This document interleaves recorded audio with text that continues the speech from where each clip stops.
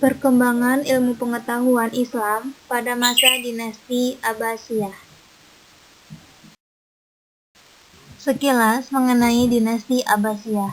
Dinasti Abbasiyah berdiri selama 5 abad, yaitu dari tahun 132 sampai tahun 656 Hijriah, atau dalam tahun Masehinya dari tahun 750 sampai tahun 1258 Masehi. Dinasti Abbasiyah ini terletak di kota Baghdad, Irak, yang terletak di Timur Tengah. Dan kenapa dinamakan dinasti Abbasiyah? Karena para pendiri dan khalifahnya merupakan keturunan Abbas bin Abdul Muthalib yang merupakan paman dari Nabi Muhammad SAW. Dinasti Abbasiyah ini dipimpin oleh 37 khalifah, dengan khalifah pertama yaitu Abdul Abbas Asyafah dan khalifah yang terakhir yaitu Al-Mu'tazim. Perkembangan ilmu pengetahuan pada masa dinasti Abbasiyah. Ilmu hadis. Apa itu ilmu hadis? Ilmu hadis yakni ilmu yang membahas tentang hadis dari perawi, isi, dan lain-lain. Kemudian tokoh dari ilmu hadis ini yaitu pertama Imam Bukhari dengan kitabnya yang termasyhur adalah Al-Jami'us Shahih yang terkenal dengan Sahih Bukhari. Kemudian Imam Muslim dengan kitabnya Jami'us yang terkenal dengan Sahih Muslim. Kemudian yang ketiga Abu Daud dengan kitab hadisnya berjudul Sunan Abu Daud. Dan masih banyak tokoh lainnya. Ilmu tafsir, yakni ilmu yang menjelaskan tentang makna atau kandungan ayat Al-Quran. Dan tokoh dari ilmu tafsir ini diantaranya Abu Jarir At-Tabari dengan tafsirnya Al-Quranul Azim sebanyak 30 juz. Kemudian Abu Muslim Muhammad bin Bahr Isfahani dengan tafsirnya berjumlah 14 jilid. Filsafat Islam.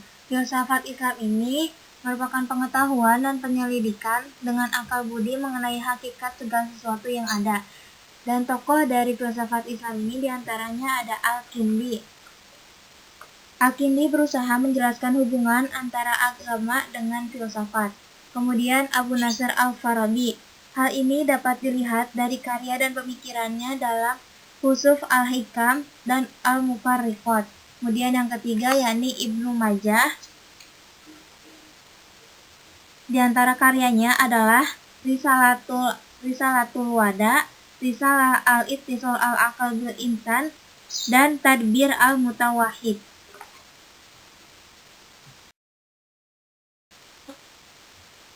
Sejarah, yakni ilmu yang membahas tentang peristiwa lampau meliputi tempat dan waktu peristiwa itu terjadi. Tokoh dari sejarah ini yaitu Muhammad bin Ishaq yang berhasil menyusun kitab Sirat Al-Nabawiyah li Ibnu Ishaq. Kemudian yang kedua yaitu Muhammad bin Sa'ad yang berhasil menulis karya berjudul At-Tabaqat Al-Kubra sebanyak 8 jilid. Kemudian ilmu kedokteran. Dalam ilmu kedokteran didirikan apotek dan sekolah farmasi. Tokoh dari ilmu kedokteran ini yaitu Harun Al-Rashid yang berhasil mendirikan rumah sakit Islam dengan mencontoh rumah sakit yang ada di Persia. Yang kedua yaitu Ibnu Sina dengan karyanya yang berbentuk ensiklopedia yaitu Al-Qanun fi Al-Tib. Bukti kemajuan dari peradaban Islam pada masa dinasti Umayyah. Yang pertama, dilaksanakannya berbagai penelitian dan kajian ilmu tentang pengetahuan, kemudian penerjemahan buku-buku asing. Baik, terima kasih. Sekian yang dapat disampaikan oleh saya.